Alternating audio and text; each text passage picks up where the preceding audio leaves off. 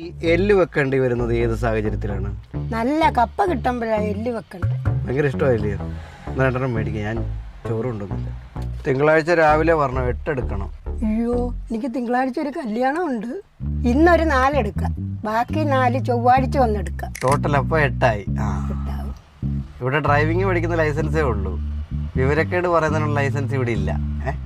നമ്മൾ ഈ വണ്ടിക്കകത്തിരിക്കുമ്പോഴും നമ്മൾ വണ്ടിയുടെ ഒരു കണക്കില്ലേ, അത് നമ്മുടെ മനസ്സിലുണ്ടായിരിക്കണം. വണ്ടിയുടെ കണക്കറിയാൻ ഷോറൂമിൽ വിളിച്ച് ചോദിച്ചാൽ പോരായോ? അവർ പറയത്തില്ലേ ഓൺ റോഡ് എത്ര ആകുമെന്ന്? പിന്നെ എച്ചെടുക്കാൻ വരുമ്പോൾ ഫുൾ പൈസയും കൊണ്ട് തരണം എനിക്ക്. എച്ചിന്റെ കാര്യത്തിലെങ്കിലും എച്ചിത്തരം കാണിക്കാതെ ആശാനെ. എന്നാൽ സുരേഷിന്റെയും സുമേഷിന്റെയും പഠന ചെലവ് നിങ്ങൾ ഏറ്റെടുക്കണം. അവരാരാ? എൻ്റെ പിള്ളേര്. ഈ 4 ഇൻഡിക്കേറ്ററിന്റെ ആവശ്യം എന്തോ? ഇതിന്റെ ഒന്നും ഒരു ആവശ്യമില്ല.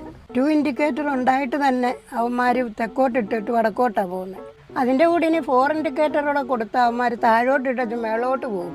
വളരെ ശരിയാ പറഞ്ഞത്. ഈ മിറർ എന്തിനാ യൂസ് ചെയ്യുന്നത്? പെട്ടെന്ന് എവിടെങ്കിലും പോകുമ്പോൾ ഒരുങ്ങിയില്ലെങ്കിൽ ഇതിൽ നോക്കി ഒരുങ്ങാനാ. മുടിയൊക്കെ അങ്ങ് നരച്ച് ഡൈ വരട്ടെ. Do or die.